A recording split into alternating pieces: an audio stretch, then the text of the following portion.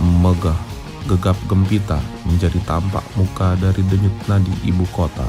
Gemerlapnya ibu kota seakan menyamarkan mereka yang hidup dalam keterbatasan, hidup dalam himpitan dan tidak punya pilihan, tak terbayang akan masa depan, sambil sembari menggantungkan cita-cita di pinggir jalan.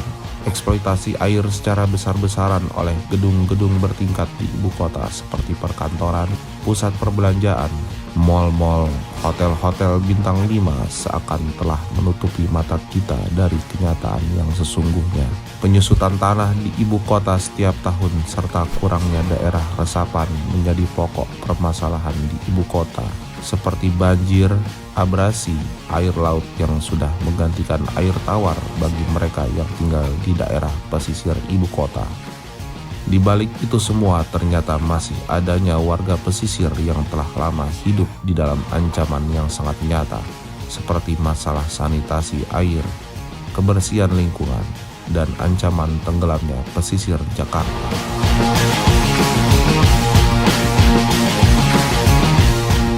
Berkali-kali banjir, berkali-kali tenggelam. Usianya pun bahkan sudah puluhan tahun. Inilah Kampung Teko bersama saya Idam Dermawan. Selamat datang di Ambang Senja.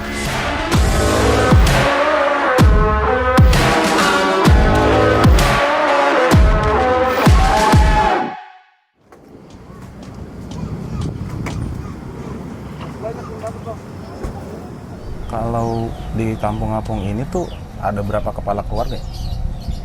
Di kampung-kampung ini RT 10 RW 1 Kampung Teko ini itu ada 125 kepala keluarga KTP DKI. Selebihnya sekitar 70 kepala keluarga non DKI, artinya penduduk musiman di luar dari KTP DKI.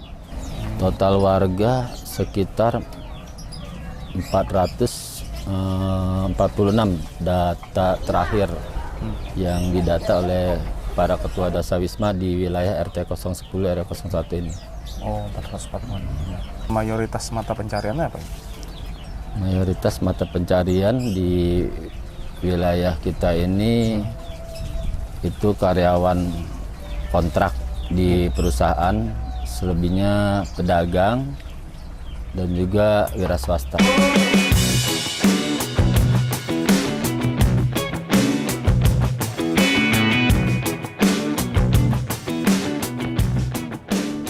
Wilayah Kampung Teko ini ya yang dulu dibilang kampung apung sejak tahun 2009 waktu itu, yang sekarang memang pada dasarnya nama Kapuk ini Kapuk Teko ya, bukan kampung apung. Karena kalau kampung apung itu kita kan berada di atas air gitu. Walaupun berada di atas air tapi kita ini bukan terapung. Artinya kita tetap ada rumah-rumah memang di atas air tapi pakai tiang-tiang gitu ya. Adapun letak administrasinya atau wilayah ini kita berada di wilayah kota Jakarta Barat, berbatasan dengan Jakarta Utara.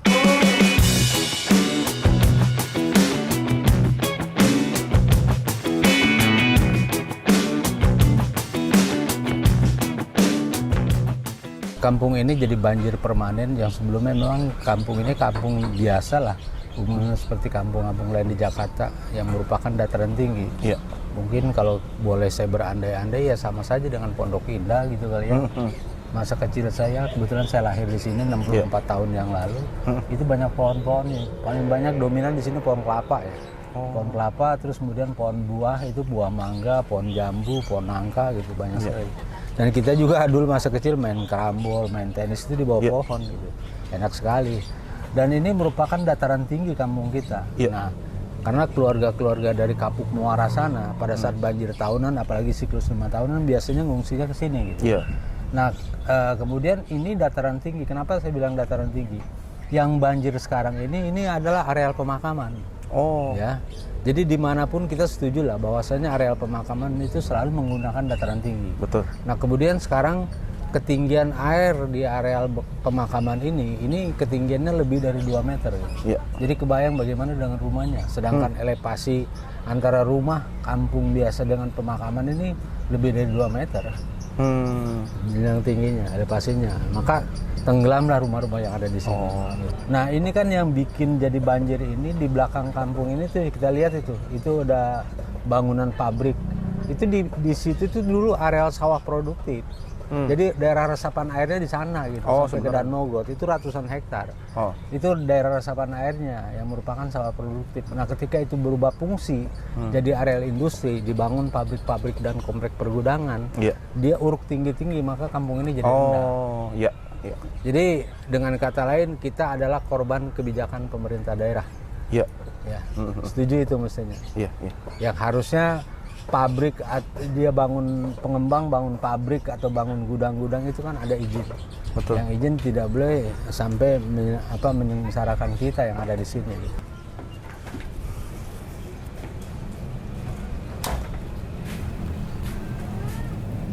Pernah ada korban jiwa nggak sih Pak di sini?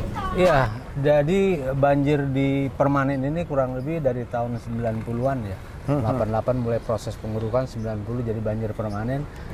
Sampai dengan saat ini udah 2 anak kecil meninggal di sini akibat ketemu korbannya. Nah, pertanyaan kita kan mungkin mau berapa banyak anak lagi yang meninggal di sini. Kalau yang pernah tenggelam itu di mana Pak lokasinya? Dekat rumah ini, rumah apung ini. Oh rumah yang Iya, yang satunya di sana tuh. Di belakang gubuk itu tuh, gubuk terapung. Oh yang satu balita di sini. Iya, yang satu di gubuk. Satu lagi di sana. Semua kejadiannya hampir sama. Tidur siang, ibunya habis selesai kerja, lelah, capek, anaknya ditidurin gitu kan. Ibunya pules tidur, anaknya keluar nggak ketahuan lagi, taunya udah dicari nggak ada. Sore hari dilihat ngambang, udah nggak bernyawa. Semua sama gitu. Dua-duanya kejadian seperti itu. Pintu bukannya nggak dikunci, pintu itu dikunci. Tadi itu anak bisa buka pintu keluar, nggak ada yang tahu. Karena siang-siang itu orang banyak yang kerja, banyak yang lelah, habis kerja juga, mungkin istirahat. Jadi kebanyakan seperti sekarang ini kan, tadi kan sepi kan. Kalau hari-hari biasa, hari kerja itu.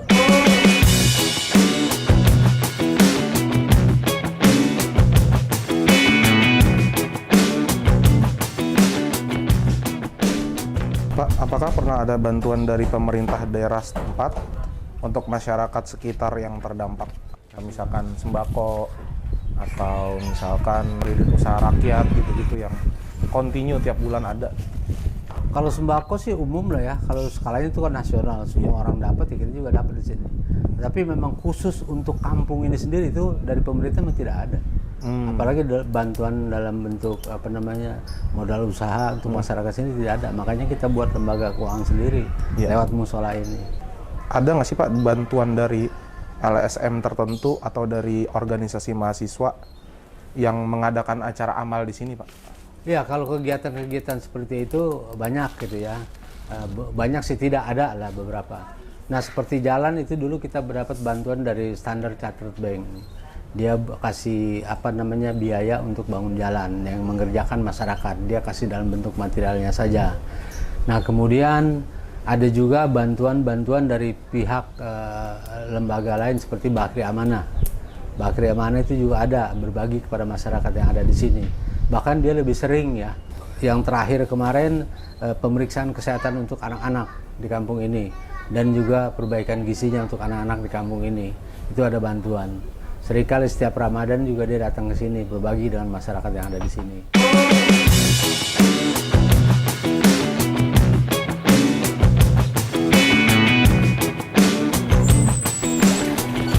Kualitas air di kampung ini gimana Pak? Seperti yang kita lihat sendiri di sekitar kampung ini, air itu memang sudah bahasanya terkontaminasi dengan mungkin zat-zat kimia yang ada di sekitar sini karena sudah lama gitu ya tergenang air ini yang menjadi banjir permanen. Jadi airnya itu keruh, berwarna kuning, dan kalau diendapkan itu kayak seperti ada serbuk di bawahnya itu. Jadi air itu memang nggak layak pakai di tempat ini. Kalaupun bisa dipakai cuma buat mandi masih bisa gitu, cuci pakaian yang warna suram, atau ya kalau yang bersih kita beli air. Adapun air untuk masak itu kita beli air pikul. Yang sepikul itu sekarang ini Rp6.000 per pikulnya. Dan banyak warga yang menggunakan air mandi itu dengan air ledeng. Cuma bukan air pump ya, itu dipikul. Kita beli di abang-abang yang jualannya pakai gerobak air itu. Jadi per pikulnya 6.000 untuk masak dan ya untuk lain-lain yang sifatnya harus air bersih gitu yang kita gunain.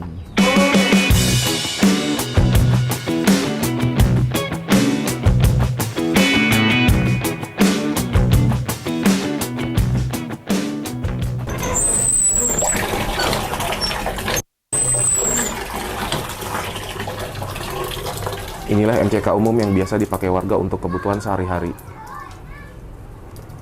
Salah satunya menggunakan pompa air ini.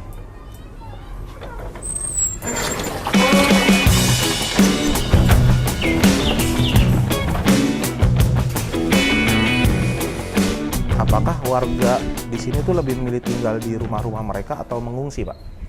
Iya, jadi kalau banjir bandang yang terjadi di kampung ini seperti Jakarta pada umumnya gitu ya. Maka di sini nih sebenarnya mereka tuh nggak ada yang mengungsi karena di sini rata-rata walaupun rumahnya kecil terbuat dari kayu-kayu, umumnya rata-rata dia punya lantai 2. Iya. Jadi ketika banjir dia naik ke lantai 2. Gitu. Dan daerah resapan air itu tadi ya saya bilang, daerah resapan air kita tadinya di belakang. Yang menyebabkan kampung ini banjir karena daerah resapan airnya yang merupakan sawah produktif itu kan diuruk, dibangun jadi areal industri. Tahun 2007 ya kalau nggak salah itu banjir besar juga, siklus 5 tahunan kalau nggak salah. Dan ini kampung tenggelam semuanya kampung. Dan kita dengan masyarakat itu bikin dapur umum sendiri. Nah, bikin dapur umum sendiri, posisinya ada di depan jalan raya itu. Areal pabrik di depan halamannya yang tanahnya cukup tinggi, jadi dia tuh tidak kena banjir. Kita bikin dapur umum di situ. Jadi kita bikin dapur umum di situ, yang masak masyarakat di sini. Ya udah, kita makan bersama di situ. Ya kalau sampah-sampah sih di sini ada tukang sampahnya ya. Ada tukang sampahnya, makanya kita buat dulu itu tempat pembuangan sampah. Tempat pembuangan sampah terpadu itu ada posisinya tuh di RT kita juga di ujung sana, di tempat yang tidak kena banjir. Dan itu sampahnya dibawa ke situ semua, di situ dipilah, yang nggak bisa ya sudah naik ke atas truk, ke truk sampah dibawa ke Bantar Gebang. Selebihnya itu, makanya masyarakat di sini dulu kolam lele itu sebenarnya inisiatif bagaimana caranya untuk nanganin masyarakat jangan sampai buang sampah ke air.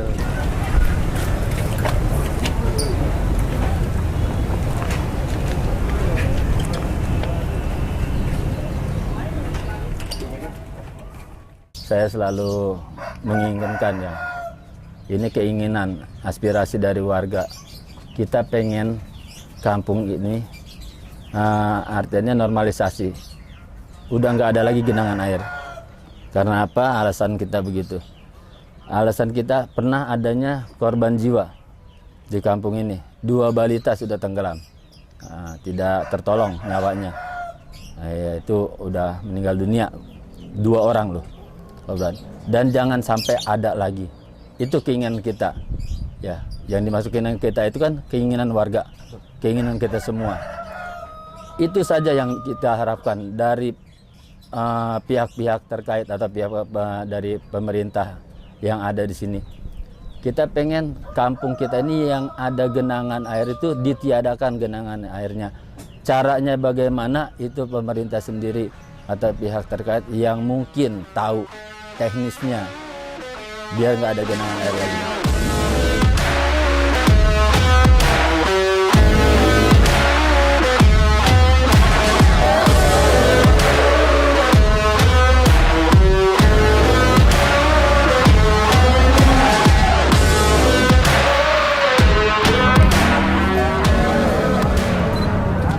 Inilah wajah Kampung Teko atau yang sering kita kenal dengan Kampung Apung. Akankah ini mengusik kesadaran kita bahwa seharusnya kita berbuat lebih kepada alam dan lingkungan sekitar kita? Atau akankah ini menyadarkan kita bahwa alam sedang menunjukkan pertandanya jikalau ia tidak sedang baik-baik saja? alam akan ramah terhadap mereka yang pandai-pandai menjaganya. Dan begitupun sebaliknya, alam pun akan murka terhadap mereka yang hanya membuat malapetaka. Sekian investigasi saya di episode kali ini. Sampai jumpa investigasi saya di episode selanjutnya.